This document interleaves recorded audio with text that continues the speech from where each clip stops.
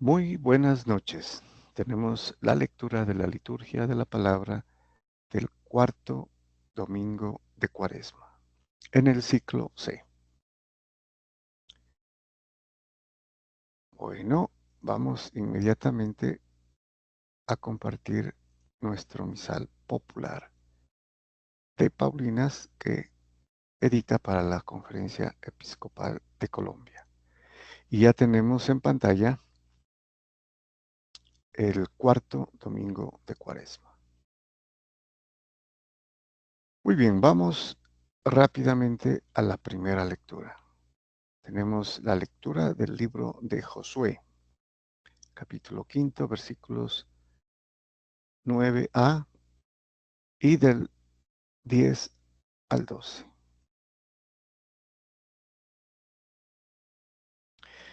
Bueno, nos dice entonces Josué: en aquellos días dijo el Señor a Josué: hoy he quitado de encima el oprobio de Egipto. Bueno, aquí una observación de tipo contextual.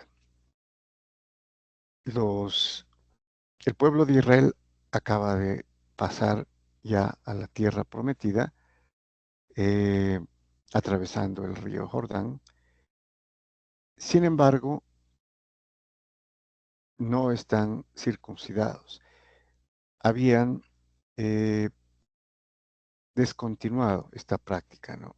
Especialmente en la tierra de Egipto, cuando eran esclavos. Pero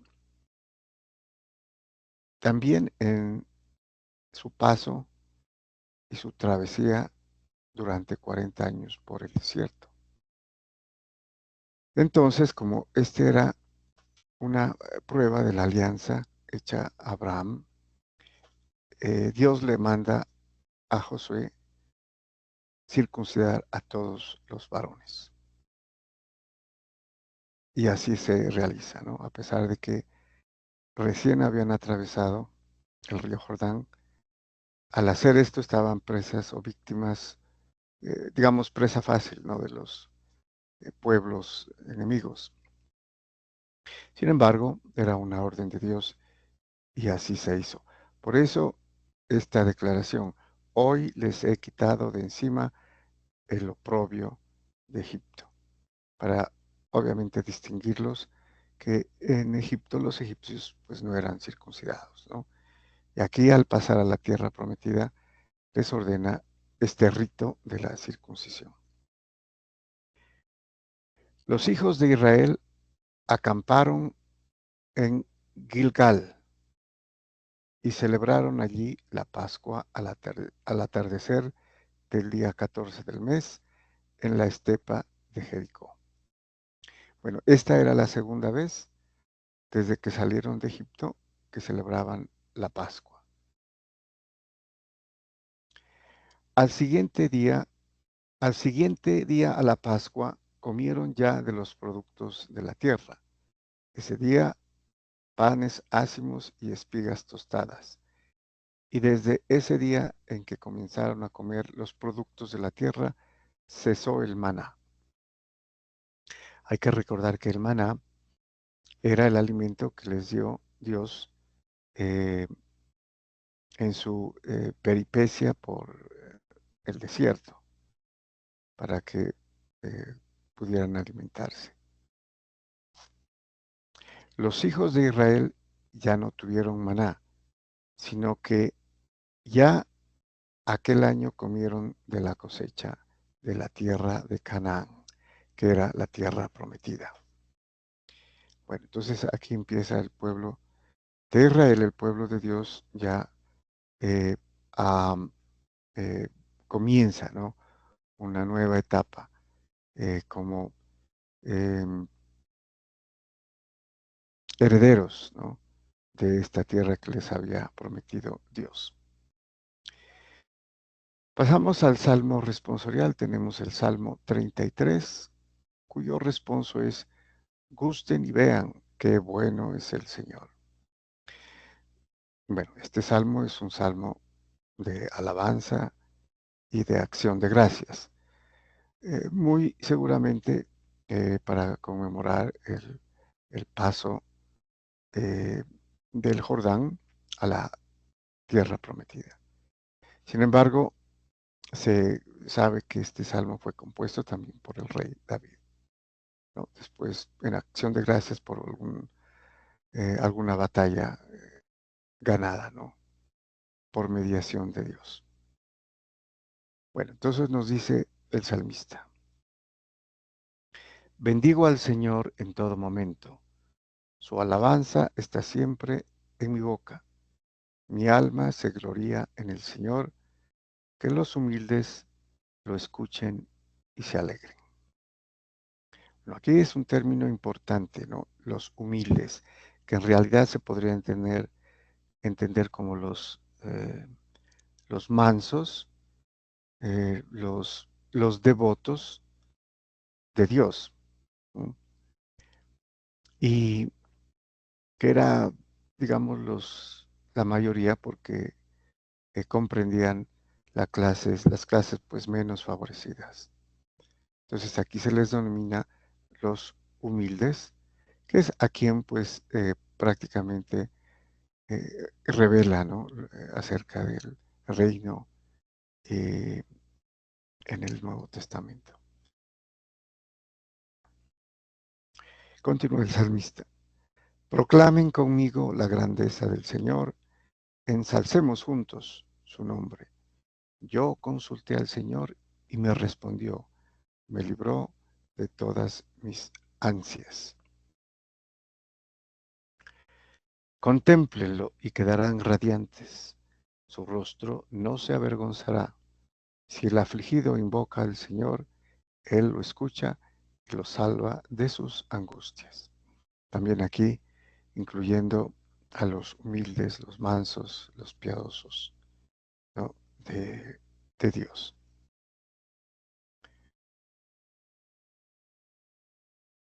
Bueno, y pasamos a la segunda lectura. Tenemos la lectura de la segunda carta del apóstol San Pablo a los Corintios, capítulo 5, versículo 17 al 21. Muy bien, nos dice entonces San Pablo: hermanos, si alguno está en Cristo, es una criatura nueva. Bueno, aquí el primer comentario o observación. Si alguno está en Cristo, hemos dicho en varias oportunidades ya, y esto lo enseña la Iglesia Católica, lo ha enseñado siempre, ¿no? Desde los comienzos, que estar en Cristo es ser de Cristo, pertenecer a Cristo, ser parte de su cuerpo místico que es la Iglesia, y como tal, miembro de su cuerpo. Entonces, si alguno está en Cristo, es una criatura nueva. Además, también debemos considerar aquí la, lo nuevo que es que se realiza a través del bautismo. El bautismo hace que el individuo se incorpore, se integre al cuerpo místico de Cristo, que es la iglesia, ¿no? Y a través del cual se alimenta. Al ser miembro de ese cuerpo, pertenece a él y recibe todos los beneficios de él, siendo aquí en este caso una criatura nueva. Continúa San Pablo: lo viejo ha pasado, ha comenzado lo nuevo. Todo procede de Dios, que nos reconcilió consigo mismo por medio de Cristo y nos encargó el ministerio de la reconciliación. Bueno, entonces aquí también hay algo importante y es la reconciliación. Y la reconciliación se hace por medio de Cristo. Ahora, aquí San Pablo dice, nos encargó, porque él se hace también parte del grupo apostólico, ¿sí? Él es apóstol también como los 12, a quienes les encargó el ministerio de la reconciliación, que está simbolizada por la entrega de las llaves a Pedro, ¿no? Con la propiedad de atar y desatar. Entonces, esto es importante y este término se va a repetir, ¿no? En este corto pasaje de la segunda carta a los Corintios. Continúa San Pablo, porque Dios mismo estaba en Cristo reconciliando al mundo consigo, sin pedirles cuenta de sus pecados, y ha puesto en nosotros el mensaje de la reconciliación. Nuevamente, ¿no? Aquí habría que también sacar a la luz el pasaje de San Mateo, ¿no? El último, capítulo 28, ¿no? Cuando antes de la ascensión, ¿no? Les dice todo, toda autoridad me ha sido dada en el cielo y en la tierra. Por consiguiente, vayan, ¿no? Y prediquen el Evangelio para la conversión de los pecados y bauticen, ¿no? Y bauticen en el nombre del Padre, y del Hijo y del Espíritu Santo. O sea, es importante entender que Cristo envió a sus apóstoles con el mensaje de la reconciliación, pero lo hicieron a través del bautismo, ¿no?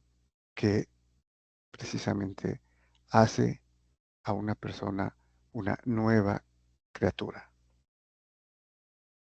Y continúa, por eso nosotros actuamos como enviados de Cristo, y es como si Dios mismo exhortara por medio de nosotros. Una observación muy importante aquí, ¿no? Tan grande que San Pablo aquí es conocedor y lo dice con propiedad. Es como si Dios mismo hablara por medio de nosotros. ¿Sí? Es como si Dios mismo estuviera hablando a través de ellos, especialmente en lo que concierne a la reconciliación. Y entonces termina diciendo, en nombre de Cristo les pedimos que se reconcilien con Dios. Entonces está haciendo una petición, como si Dios mismo, dice, ¿no? Hablara por medio de ellos. Reconcíliense con Dios. Al que no conocía el pecado, lo hizo pecado a favor nuestro, para que nosotros llegáramos a ser justicia de Dios en él. Bueno, el término justicia es ser justificados, ¿no? Ante Dios en Cristo. Y aquí vuelve nuevamente esta famosa preposición en Él, siendo parte de su cuerpo místico, que es la Iglesia Católica, la Iglesia Universal. Entonces es una criatura nueva, habiendo sido reconciliado con Dios a través de Jesucristo, perteneciendo a su cuerpo, como miembro de su cuerpo. El Evangelio, tenemos la lectura del Evangelio según San Lucas, capítulo 15, versículos del 1 al 3 y del 11 al 32. Bueno, podríamos decir que este es un pasaje de los más conocidos, ¿no? Del Nuevo Testamento, archiconocido. La parábola de- del Hijo Pródigo, ¿no? Que debería ser la parábola del Padre Misericordioso. Sin embargo, el centro aquí es la conversión, ¿no? El arrepentimiento. El arrepentimiento, la penitencia y la conversión. Bueno, habrá algunas observaciones al texto que intentaremos pues hacer. Nos dice San Lucas, en aquel tiempo se acercaron a Jesús todos los publicanos y los pecadores a escucharlo, y los fariseos y los escribas murmuraban diciendo, este acoge a los pecadores y come con ellos. Bueno, entonces aquí están los dos opuestos, ¿no? Los publicanos y pecadores. Lo escuchaba y aceptaba, ¿no?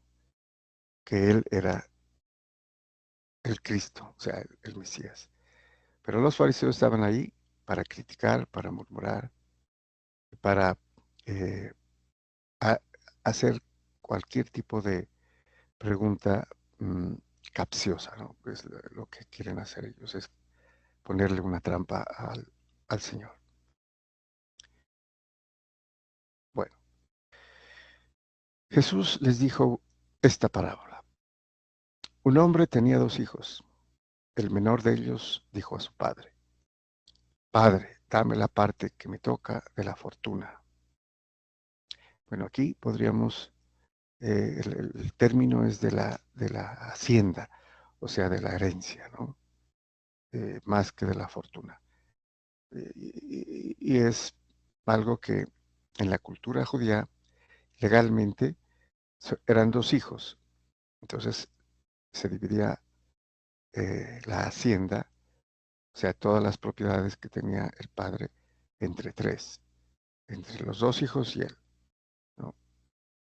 Pero él también podría decidir repartir su parte, su propia parte, ¿no? Y dársela. Pero aquí el hijo pide su parte, que sería la tercera parte de la hacienda, de la herencia. El padre les repartió los bienes. No muchos días después, el hijo menor, juntando todo lo suyo, se marchó a un país lejano y allí derrochó su fortuna viviendo perdidamente. Bueno, aquí también es interesante eh, comentar u observar que esta es la justificación del término pródigo, ¿no? Vivió pródigamente, diríamos, ¿no? Para hacerlo más afín, viviendo perdidamente, o sea, con toda clase de lujos, de festines, ¿no? Malgastando la plata, ¿no? Derrochó su hacienda, o la parte que le correspondió de la herencia, viviendo pródigamente, por eso es el hijo pródigo, ¿no? Malgastador, derrochador, que malgastó su parte. Cuando lo había gastado todo, vino por aquella tierra un hambre terrible, y empezó él a pasar necesidad. Fue entonces y se contrató con uno de los ciudadanos de aquel país, que lo mandó a sus campos a apacentar cerdos. Bueno, aquí también es importante contextualizar que un judío no podría apacentar cerdos porque era considerado eh, maldito, ¿no? Eh, el cerdo era de lo peor que ellos podrían, por eso tampoco pues podían ni siquiera comer cerdo, ¿no? Eh, pero le tocó esto, y aquí ya empezamos a ver lo que él tiene que hacer, ¿no? Y podríamos insinuar aquí un aspecto penitencial, ¿no? Fue a apacentar cerdos. Deseaba saciarse de las algarrobas que comían los cerdos, pero nadie le daba nada. Sigue, ¿no? Aquí, entonces, tan bajo cayó, ¿no? En su dignidad que deseaba comer lo que comían los cerdos, pero ni aún así le daba a nadie nada. ante tal situación de indignidad, ¿no?, en lo que él había caído como ser humano, eh, continúa la parábola. Recapacitando entonces, se dijo: ¿cuántos jornaleros de mi padre tienen abundancia de pan, mientras yo aquí me muero de hambre? Y aquí viene la parte importante, ¿no?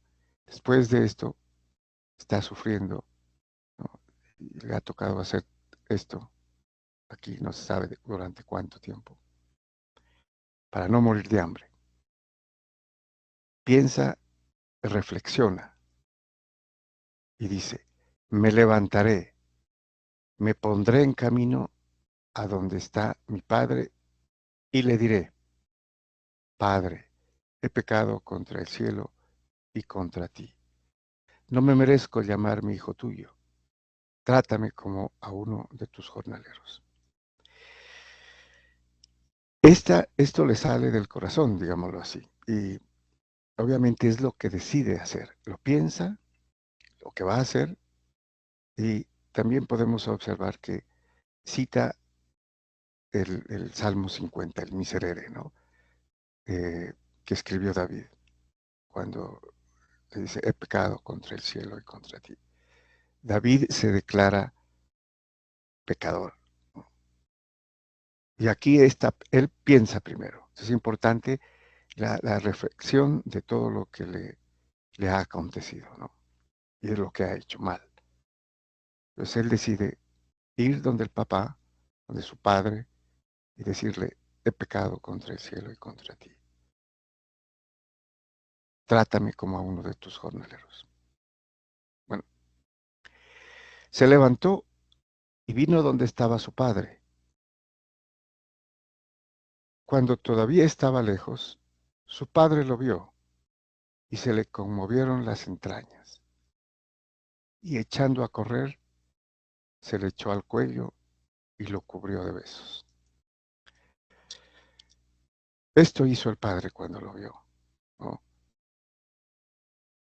Y aquí vemos un aspecto importante, porque aquí el hijo todavía no le ha dicho nada, pero el padre, casi que adivinando, ¿no?, o adelantándose, va emocionado, conmovido, dice, se le conmovieron las entrañas. Y echó a correr, se le echó al cuello y lo cubrió de besos. Bastante impactante, ¿no?, lo que hace este padre, que a propósito es la figura alegórica de Dios.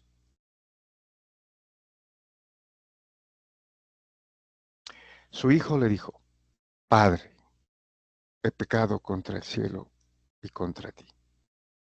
Ya no merezco llamarme hijo tuyo. Aquí está la confesión. Lo pensó, lo meditó, lo eh, analizó, ¿no? Y ahora lo dice: he pecado contra el cielo y contra ti. Ya no merezco llamarme hijo tuyo. Este es prácticamente la segunda parte, que es el arrepentimiento, ¿no?, porque lo dice, y es importante decirlo, declararlo, ¿no?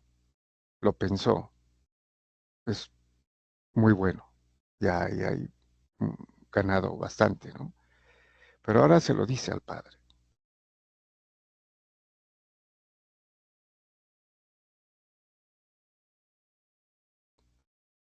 Continúa.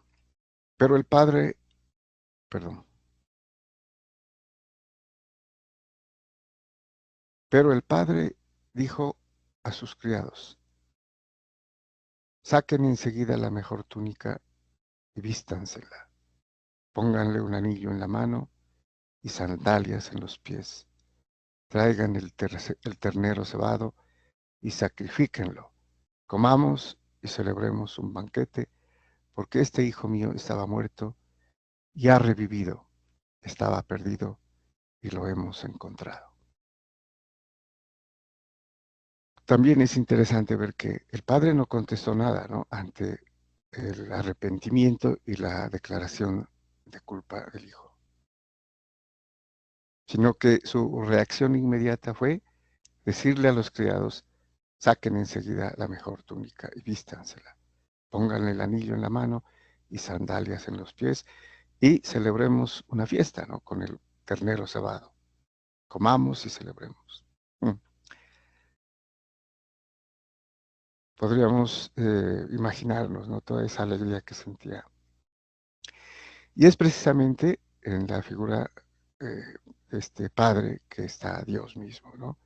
Y lo ha manifestado ya Cristo antes de esta parábola a los fariseos, diciéndole: hay más fiesta en el cielo por un pecador que se convierte que por 99 justos que no necesitan conversión. ¿Mm? Y aquí está precisamente explícita, ¿no?, la fiesta que se realiza, ¿no?, en el cielo, con todas estas bondades, digámoslo así, de este hijo que se ha arrepentido y ha vuelto al Padre. Continúa. Y empezaron a celebrar el banquete. Entonces, también podemos, sin dudarlo, ¿no?, comparar esto al banquete celestial, al banquete de bodas del Cordero, ¿no?, donde se celebra, ¿no?, que alguien haya eh, vuelto a la vida, que es lo que va a decir el Padre a continuación. Su hijo mayor estaba en el campo. Cuando al volver se acercaba a la casa, oyó la música y la danza, y llamando a uno de los criados le preguntó qué era aquello.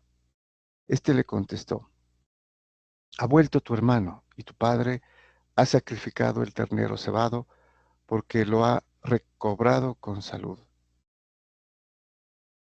Él se indignó y no quería entrar, pero su padre salió e intentaba persuadirlo. Entonces él respondió a su padre: mira, en tantos años, ¿cómo te sirvo sin desobedecer? Nunca una orden tuya. A mí nunca me has dado un cabrito para tener un banquete con mis amigos. En cambio, cuando ha venido ese hijo tuyo, que se ha comido tus bienes con malas mujeres, le matas el ternero cebado. Aquí podemos ver el descontento del hermano, ¿no?, del hermano mayor.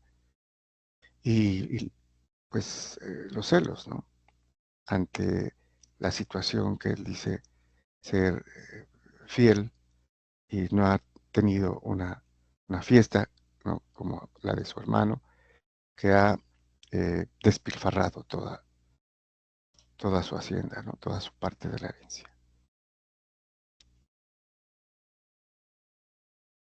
Esto tiene mucho que ver con lo que les había manifestado antes de esta parábola que les dice, ¿no? Hay más fiesta en el cielo por un pecador que se convierte que por 99 que no necesitan conversión. Aquí es el reflejo de esto, ¿no?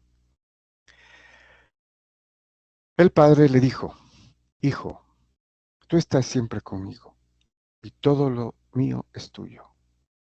La parte de la herencia que les decía, ¿no?, también es del hijo. Pero era preciso celebrar un banquete y alegrarse porque este hermano tuyo estaba muerto y ha revivido. Estaba perdido y lo hemos encontrado. Así, tal cual podríamos inferir, ¿no? Dice Dios, ¿no?, en el cielo y a todos los ángeles, ¿no?, cuando alguien se convierte, cuando alguien se arrepiente y cambia de vida, porque aquí podríamos inferir el cambio de vida, ¿no?, de este personaje, de este hijo pródigo.